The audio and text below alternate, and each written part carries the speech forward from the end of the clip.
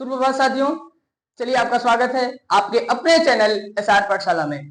तो मैं ऐसा सोचता हूँ कि साथियों आप लोग मस्त और स्वस्थ होंगे और अपनी पढ़ाई को कंटिन्यू कर रहे होंगे। तो उसी कड़ी में हम बातें करते हैं कि मैं आप लोगों को, जैसा कि आप लोगों को पता ही है कि मैं पॉलिटी आपको अभी पढ़ा रहा हूँ। इसके बाद आपकी और सारी कक्षाएं संचालित की जाएंगी। उसी के कड़ी में आज हम आगे बढ़ते हुए कुछ और बातों को सीखेंगे और बातों को जानने का प्रयास करेंगे। लेकिन उससे पहले मैं आपको थोड़ा सा बैकअप में लेके चलता हूं। मैंने आपको बताया था बैक में लेके चलता हूं, सॉरी बैकअप में नहीं। तो मैंने आपको बताया था कि संविधान सभा क्या होती है, संविधान सभा के सदस्य क्या होते हैं, फिर संविधान का निर्माण कैसे होता है और प्रारूप समिति और अन्य विभिन्न समितियों के बारे में हमने चर्चा किया था। फिर हमने देखा कि जब संविधान का निर्माण होना था उसमें कई सारी समितियों ने अपना अपना योगदान दिया और कई सारी समितियों के अध्यक्षों ने अपने कार्यों का बखूबी निर्वहन किया। उसी कड़ी में साथियों आज हम सीखेंगे संविधान के विदेशी स्रोत क्या क्या है। क्या संविधान के विदेशी स्रोत क्या क्या है? विदेशी स्रोत से मतलब जैसे फॉर एग्जांपल हमारे संविधान में नागरिकता आया, सिटीजनशिप आया, इसको हमने लिया कहां से? संविधान की सर्वोच्चता आई, ये शब्द हमने लिया कहां से? संविधान संशोधन करने के बारे में हमने सोचा, इसको हमने कहां से लिया? बहुत सारे प्रश्न ऐसे एग्जाम में बनते हैं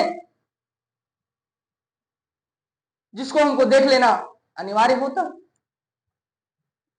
तो आज उसी की कड़ी में हम आगे बढ़ते हैं और ये सीखते हैं कि संविधान के विदेशी स्रोत क्या क्या है।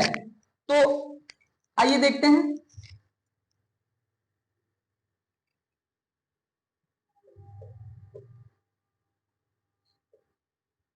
संविधान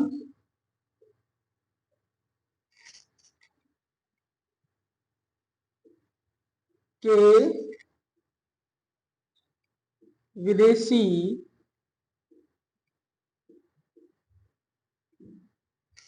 स्रोत।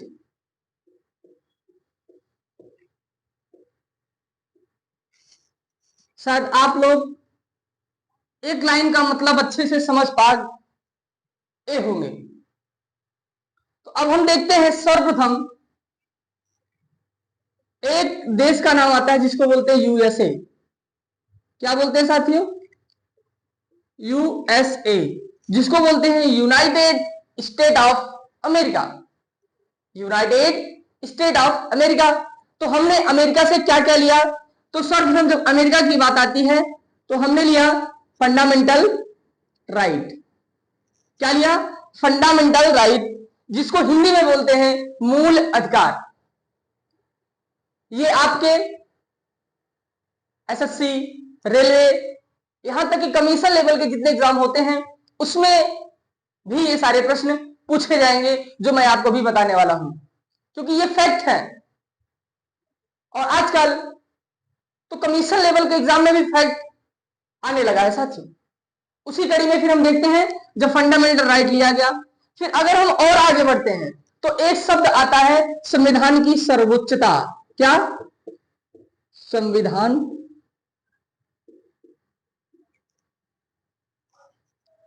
की सर्वोच्चता।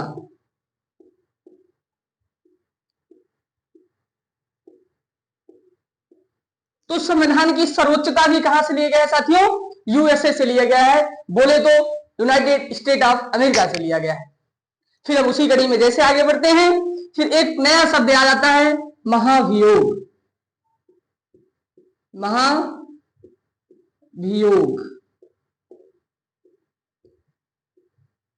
अच्छा, ये सारी बातें अभी आपको तो पल्ले नहीं पड़ रही होगी। रीजन ये है, कारण ये है कि आप लोगों ने अभी संविधान को पढ़ा ही नहीं है, और जब संविधान को पढ़ोगे तो मैंने एक लाइन बोला था कि संविधान शब्दों का खेल है। तो जब संविधान शब्दों का खेल है, उसी कड़ी में जब मैं बातें कर रहा हूं फंडामेंटल राइट, मूल अधिकार, संविधान की सर्वोच्चता, महाभियोग, इंपीचमेंट जिसको बोलते हैं इंग्लिश में, तो ये सारे शब्द का जो मतलब होता है मैं आपको क्लास के दौरान ही बताता चलूंगा। जब महाभियोग टॉपिक आएगा मैं वहां पे महाभियोग की एक स्पेशल क्लास लूंगा कि महाभियोग होता क्या है, किस किस पे लगाया जाता है, अच्छा महाभियोग से कैसे किसको हटाया जाता है। महाभियोग का एकदम सीधा सा मतलब यह है साथियों, महाभियोग के द्वारा राष्ट्रपति जी को उनके पद से हटाया जाता है। संविधान की सर्वोच्चता का मतलब संविधान सर्वे सर्वा है। फंडामेंटल राइट का मतलब मूल अधिकार, जैसे हमारे देश में रह रहे उस देश के नागरिकों को कुछ मूल अधिकार दिए जाते हैं, कुछ अधिकार दिए जाते हैं जिसको उस व्यक्ति का मूल अधिकार बोला जाता है।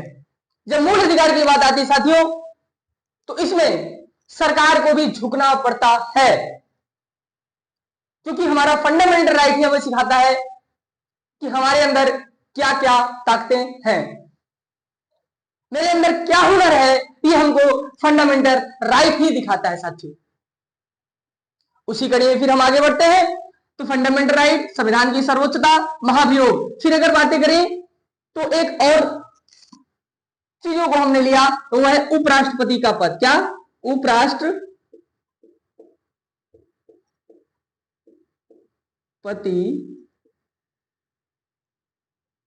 का पद, ये हमने देख लिया। फिर अगर इसी कड़ी में हम और आगे बढ़ते हैं तो एक वर्ड आता है प्रस्तावना का विचार।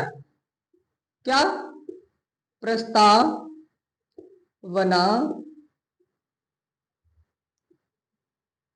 का विचार। इतना चीज, मतलब इतनी बातों को हमने अमेरिका से लिया है अपने संविधान में। यहां तक हमने देख लिया। अब हम बात करते हैं यूके से क्या क्या लिया, बोले तो ब्रिटेन से क्या क्या लिया।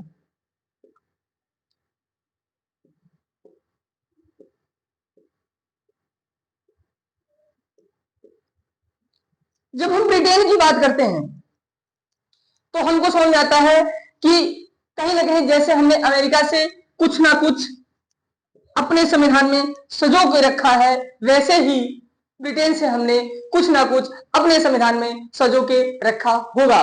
उसी कड़ी में हम आगे बढ़ते हैं तो हमको पता चलता है संसदीय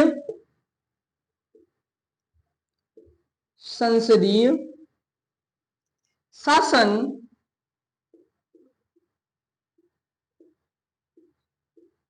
प्रणाली, ये ब्रिटेन से लिया गया है। फिर इसी कड़ी में फिर हम और आगे बढ़ते हैं तो हमको याद आता है विधायी प्रक्रिया। क्या? विधायी प्रक्रिया, शायद आपको दिख रहा होगा, मैं ऐसा सोच पा रहा हूं। तो संसदीय शासन प्रणाली, विधायी प्रक्रिया, ये हमने देखा कि यहां से लिया गया है। कहां से? ब्रिटेन से लिया गया है। फिर अगर वहीं हम बातें करते हैं तो एक और शब्द आता है एकल नागरिकता।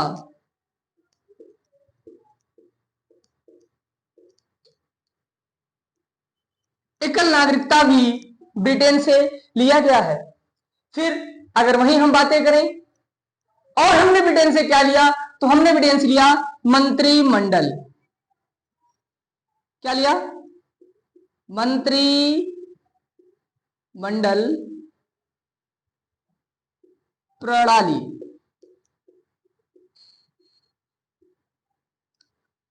इतनी बातों को तो हमने सीखा कि संसदीय शासन प्रणाली, विधायी प्रक्रिया, एकल नागरिकता और मंत्रिमंडल को हमने ब्रिटेन से अपने संविधान में सुशोभित किया है। फिर अगर वही हम और बातें करें तो हमको पता चलता है एक और नया शब्द मिलता है जिसको हम बोलते हैं परमाधिकार। शायद आपको ये दिख नहीं पा रहा होगा, बहुत कम दिख रहा होगा, तो मैं बोल देना चाहता हूं, दिख तो नहीं रहा है लेकिन मैं बोल देता हूं, परमाधिकार बोलते हैं। क्या? परमाधिकार। इतनी बातों को हमने यूएसए से और ब्रिटेन से अपने संविधान में लिया है। अगर बातें करें, एक बात और हमने लिया है ब्रिटेन से, जिसको मैं यहां ऊपर लिख देना चाहता हूं, यहां तो दिख ही रहा होगा आप लोगों को। फिर अच्छा, वो बात क्या है तो मैं आपको थोड़ा फिर से स्पष्ट कर देना चाहता हूं। सर्वाधिक मत पाने वाला ही जीतेगा। जैसे हमारे यहां चुनाव होता है तो चुनाव में कौन जीतता है? जिसको सर्वाधिक मत प्राप्त होता है, मतलब सबसे ज्यादा जो वोट प्राप्त करता है वही विजेता माना जाता है। तो ये प्रक्रिया हमने कहां से लिया है? तो ये प्रक्रिया हमने ब्रिटेन से लिया है। तो वही क्या? सर्वाधिक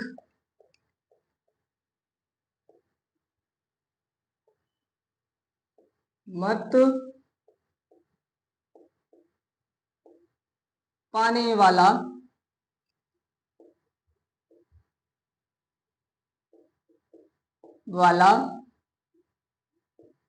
ही जीतेगा। इतनी बातों को हमने यूएसए और यूके से लिया है। आप इसका स्क्रीनशॉट ले सकते हैं। उसके बाद मैं इसको रेज करके फिर आगे करता हूं। तो प्यारे साथियों, अब हम आगे देखते हैं कि हमने और देशों से क्या क्या ले रखा। फिर उसी कड़ी में बात आती है कनाडा की। किसकी आती है साथियों? कनाडा की। कनाडा, अगर बात करें हमने कनाडा से क्या क्या ले रखा है, तो कनाडा से हमने सर्वप्रथम लिया है अर्ध संघ सरकार। क्या? अर्ध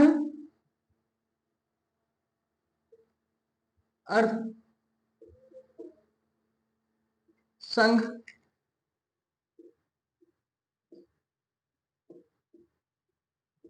अर्ध संघ सरकार हमने कनाडा से ही लिया है। फिर हम और अगर बातें करते हैं कि कनाडा से और क्या क्या लिया है, तो कनाडा से अवशिष्ट शक्तियां लिया है साथियों। क्या? अवशिष्ट का। तो साथियों कुछ टेक्निकल इश्यू हो गया था, इसीलिए क्लास फ्लक्चुएट करने लगा। हाँ, आगे चलते हैं। हमने देखा अर्ध संघीय सरकार को हमने कनाडा से लिया है। उसके बाद अवशिष्ट शक्तियां,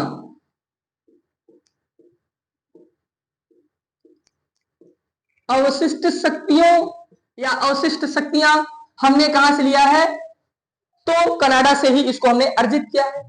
फिर अगर उसी कड़ी में हम बातें करें तो कनाडा से और क्या क्या लिया है, तो हमको पता चलता है शक्ति का विभाजन। शक्ति का विभाजन। अच्छा, अगर मैं बात करूं शक्ति का विभाजन या शक्तियों का विभाजन, तो इसमें हमको कई सारी बातें पता चल के आती हैं। जैसे ये शक्ति का विभाजन तो दिया गया है, लेकिन ये शक्ति का विभाजन किसके किसके लिए शक्ति का विभाजन किया गया है? तो एक है साथियों राज्य सरकार के लिए, राज्य सरकार। फिर उसी कड़ी में जब हम बात करते हैं तो एक आता है केंद्र सरकार। तो हमने देखा कि एक है राज्य सरकार, एक है केंद्र सरकार। इसमें इनके इनके शक्तियों को डिफाइन किया गया है। इनके इनके शक्तियों के बारे में वर्णन चर्चा किया गया है। अच्छा, इनकी शक्तियां क्या क्या हो सकती हैं? फॉर एग्जाम्पल के तौर पे अगर मैं आपको बताऊं, तो जब हम बातें करते हैं सेना का, वो सेना किसके अंदर आती है?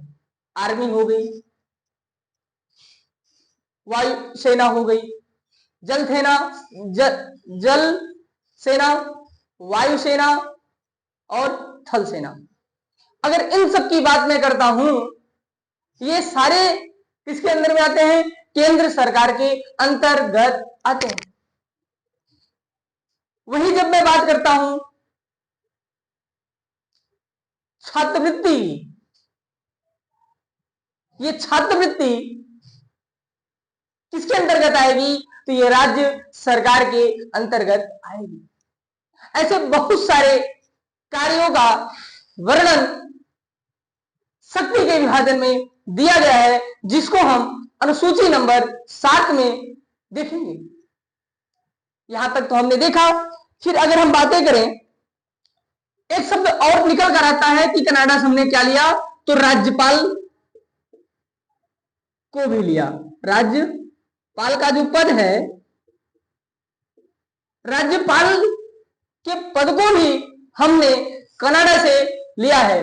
और ऐसा बोला जाता है और ऐसा पढ़ने पे आभास होता है और दिखाई नहीं देता है कि राज्यपाल जो होता है वो केंद्र सरकार का ही आदमी होता है, जो राज्यों में अपॉइंट किया जाता है। आगे बढ़ते हैं। इसी कड़ी में हमने और देखा कि और क्या क्या लिए गए हैं कनाडा से। फिर हमने देखा सुप्रीम कोर्ट से परामर्श, मतलब राष्ट्रपति सुप्रीम कोर्ट के जज जो होते हैं, CGI, chief justice of India, जो कि वर्तमान समय में कौन है ये आप कमेंट करके बताएं। तो अगर बातें करें तो राष्ट्रपति जी सुप्रीम कोर्ट के जो चीफ जस्टिस हैं उनसे सलाह ले सकते हैं। इसकी चर्चा मेरे संविधान में है, लेकिन ये हमने लिया कहां से है? इसको हमने लिया है कनाडा से। इतनी बातों को तो हमने देख लिया। फिर दूसरे पे आता है आयरलैंड। क्या साथियों? आयरलैंड। जब हम बात करते हैं कि हमने आयरलैंड से क्या लिया, इसमें भी कई सारी बातें हैं। हमने आयरलैंड से ये सारी चीजों को हमने लिया। अच्छा, हमने देखने का प्रयास किया तो शॉर्ट हमने लिया क्या? डीपीएसपी लिया, जिसको बोलते हैं directive principle of state policy. क्या? Directive principle of state policy. Hindi में अगर बातें करें तो बोला जाता है राज्य के नीति निदेशक तत्व। तो हमने डीपीएसपी को कहां से गेन किया है? तो हमने उसको आयरलैंड के संविधान से अपने संविधान में वर्णित किया है। फिर हम और आगे अगर बढ़ते हैं तो हमने देखा कि जो राष्ट्रपति 12 सदस्यों को मनोनीत करते हैं, वो हमने कहां से लिया? तो राष्ट्रपति जो 12 सदस्यों को मनोनीत करते हैं उनको हमने आयरलैंड के संविधान से ही लिया है। तो हमने देखा राष्ट्रपति द्वारा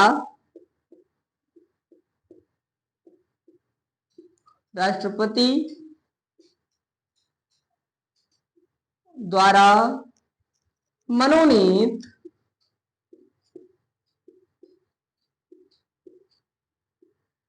12 सदस्य। जब हम बात करते हैं राष्ट्रपति द्वारा मनोनीत 12 सदस्य, तो ये सदस्य किसी भी क्षेत्र से हो सकते हैं। मैं इसको आपको बताऊंगा जब मैं इसकी क्लास लूंगा। तो हमने देखा कि राष्ट्रपति द्वारा मनोनीत 12 जो सदस्य होते हैं उनको हमने कहां से लाया है? तो उनको हमने आयरलैंड के संविधान से अपने संविधान में लाया है। इसी कड़ी में जब हम आगे बात करते हैं कि और हमने क्या क्या आयरलैंड के संविधान से लाया है, तो हमने एक और देखा राष्ट्रपति के निर्वाचन की प्रक्रिया। राष्ट्रपति के निर्वाचन की प्रक्रिया कहां से आई है? तो वो भी आयरलैंड से आई है। तो क्या है? राष्ट्रपति के निर्वाचन की प्रक्रिया। अच्छा, ये राष्ट्रपति के निर्वाचन की प्रक्रिया होती कैसी है, मैं आपको थोड़ा सा बताऊंगा। एकल संक्रमणी मत प्रणाली द्वारा राष्ट्रपति का निर्वाचन किया जाता है। बोले तो एकल संक्रमणी मत प्रणाली वाला राष्ट्रपति का निर्वाचन किया जाता है। यहां तक तो हमने देखा। तो ये सारी बातें कनाडा से और ये सारी बातें आयरलैंड से ली गई हैं, और इसका आप स्क्रीनशॉट लेना चाहें तो ले सकते हैं, उसके बाद नहीं तो हम इसको मिटा करके आगे कार्य शुरू करते हैं। तो प्यारे साथियों, यहां तक हमने देखा। अब हम देखेंगे कि दक्षिण अफ्रीका से हमने क्या लिया है। किससे? दक्षिण अफ्रीका। इससे हमने केवल मात्र दो चीजों को लिया है, और पहला मेरा क्या है? संविधान संशोधन। संविधान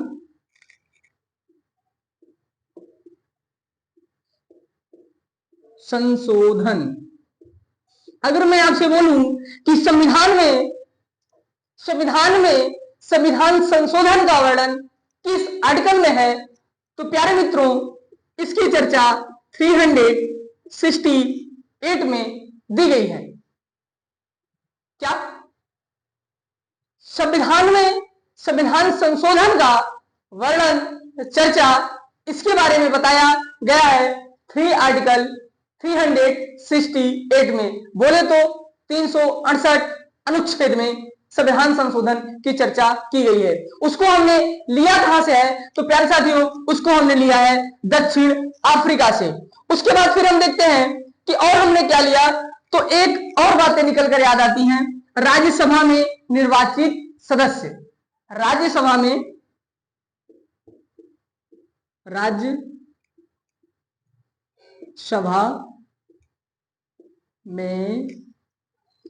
निर्वाचित सदस्य। ये तो हमने देख लिया कि दक्षिण अफ्रीका से केवल मात्र दो चीजों को हमने लिया है। नंबर फर्स्ट है संविधान संशोधन, जिसकी चर्चा आर्टिकल 368 में की गई है। फिर अगर वही बात करते हैं राज्यसभा में निर्वाचित सदस्य, राज्यसभा में जो सदस्य निर्वाचित किए जाते हैं उनको हमने कहां से लिया, तो उनको हमने दक्षिण अफ्रीका से लिया है। इसी कड़ी में जब हम आगे बढ़ते हैं, हमने देखा कि फ्रांस से क्या लिया गया है। क्या? फ्रांस से हमने अपने संविधान में क्या लिया है, तो हमको पता चलता है स्वतंत्रता, समानता और बंधुता। स्वतंत्रता, समानता और बंधुता, ये तीन शब्द हमने फ्रांस की क्रांति से लिया है। बोले तो फ्रांस के संविधान से अपने संविधान में वर्णित किया है। तो क्या? समानता, समानता, स्वतंत्रता और बंधुता। तो हमने देखा समानता, स्वतंत्रता और बंधुता जैसे तीन शब्दों को, जैसे महान तीन शब्दों को हमने फ्रांस के संविधान से अपने संविधान में लाया है। अगर फिर हम बातें करें इसके आगे और क्या लिया गया है, और जैसा कि मैंने आपको बता दिया, ये सारे शब्द फ्रांस में कब आए,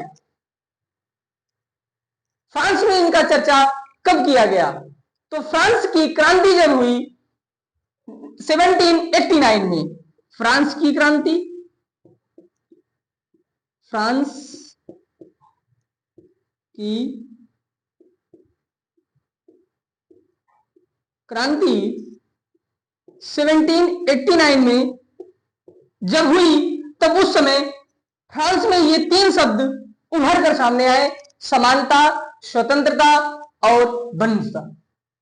फिर हम जब आगे बढ़ते हैं कि हमने फ्रांस से और क्या क्या चीजों को लिया है, तो हमने इसमें पाया कि एक नया शब्द और हमने फ्रांस से लिया।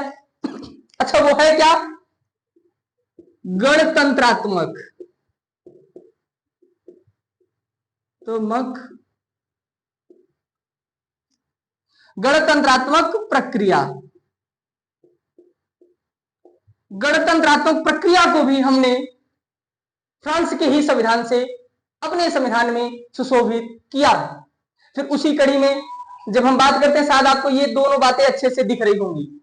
तो अब हम अगर और देशों की बात करें तो हमने ऑस्ट्रेलिया से क्या क्या लिया है? किससे साथियों? ऑस्ट्रेलिया।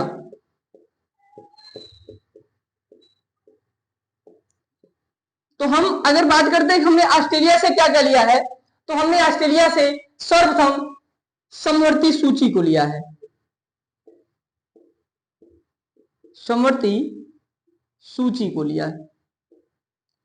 अच्छा, ये समवर्ती सूची क्या होती है? मैं आपको थोड़ा सा इसके बारे में यहां पर वर्णन करता हूं, फिर उसके बाद क्लास में मैं अच्छे से बताऊंगा जब इसका समय आएगा।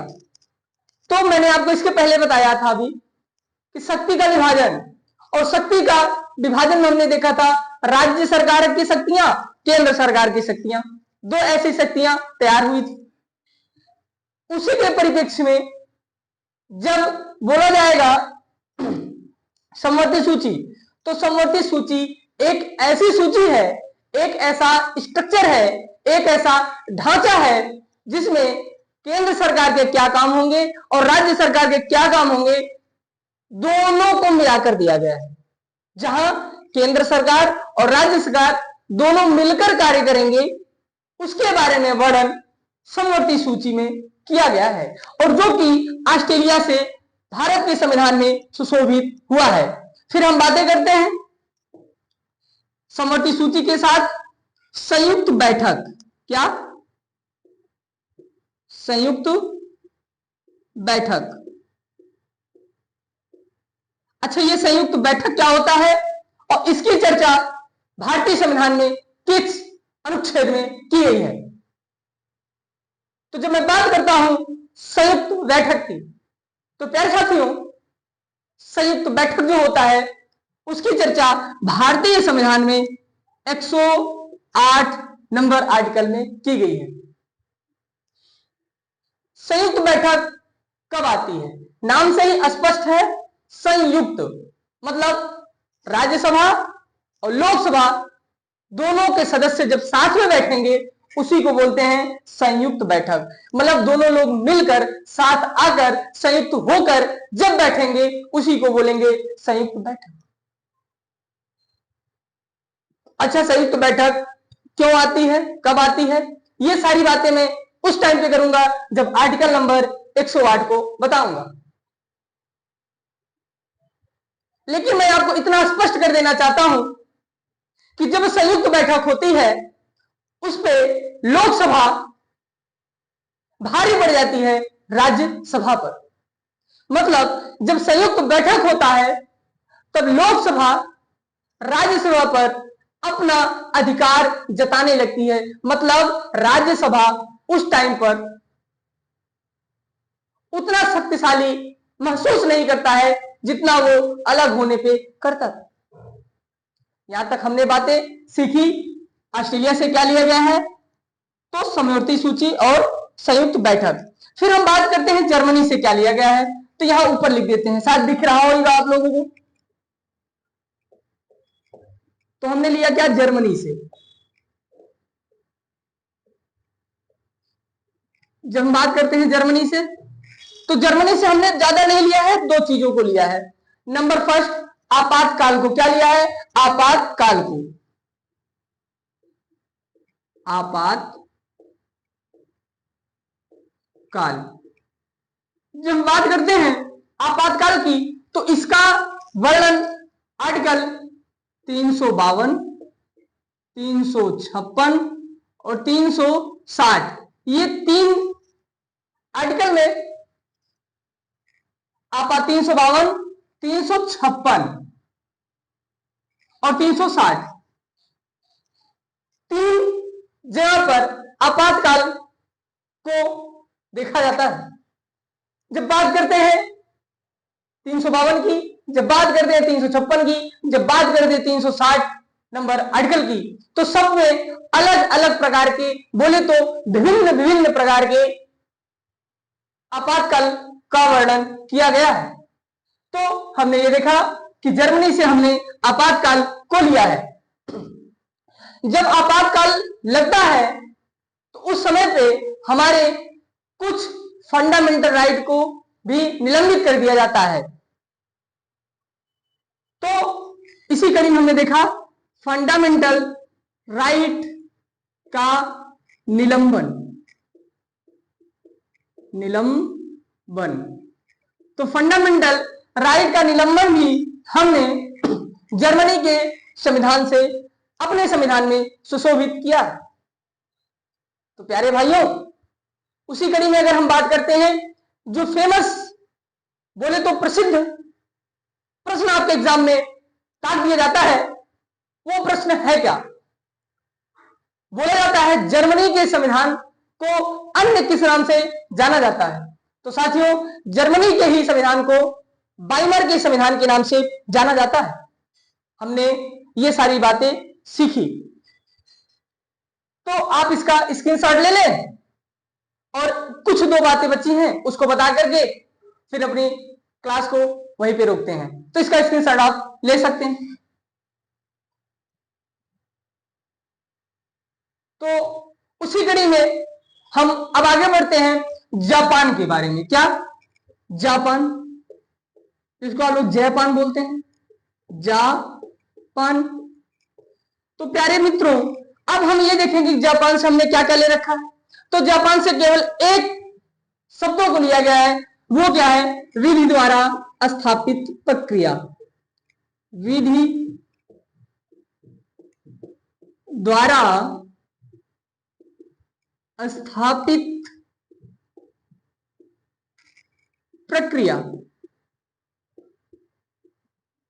विधि द्वारा स्थापित प्रक्रिया को हमने जापान के संविधान से भारत के संविधान में सुशोभित किया है। फिर हम उसी कड़ी में जब बात करते हैं तो हमने यूएसएसआर, बोले तो रूस से भारत के संविधान में क्या क्या लिया है। तो हमें याद आता है कि फंडामेंटल ड्यूटीज, क्या? फंडामेंटल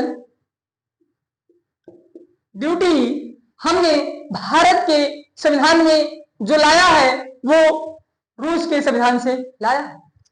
फिर हम बात करते हैं तीन ऐसे महत्वपूर्ण शब्दों की जिसको हम बोलते हैं सामाजिक, आर्थिक, राजनीतिक, वो भी प्रस्तावना में। क्या? प्रस्तावना में, प्रस्तावना। शायद कल की क्लास में प्रस्तावना आपको पढ़ाया जाएगा। तो कल केवल एक वीडियो में मैं आपको प्रस्तावना के बारे में ब्रीफ में चर्चा करूंगा। तो प्रस्तावना में मैं तीन शब्दों को पाता हूं, सामाजिक, आर्थिक, राजनीतिक। तो पहला क्या? सामाजिक, दूसरा आर्थिक, तीसरा राजनीतिक। तो सामाजिक, आर्थिक, राजनीतिक, जो ये तीन ऐसे शब्द हैं प्रस्तावना में, उनको भी हमने रूस के संविधान से लाया है। तो प्यारे साथियों, आज की क्लास मैं यहीं पे रोकता हूं। अगर आप लोगों को ये क्लासें पसंद आई होंगी, कि आपने प्रीवियस में जितनी क्लास देखी हैं पसंद आई हो, तो आपसे एक विनम्र निवेदन है कि आप लोग क्लास को लाइक, शेयर एंड सब्सक्राइब जरूर करिएगा, क्योंकि मैं बस एक बार क्लास के स्टार्टिंग में बोलता हूं और एक बार क्लास के एंडिंग में बोलता हूं। तो साथियों, आपसे विनम्र निवेदन है कि आप क्लास को लाइक, शेयर, सब्सक्राइब जरूर करें। मिलते हैं नेक्स्ट क्लास में, तब तक के लिए जय हिंद।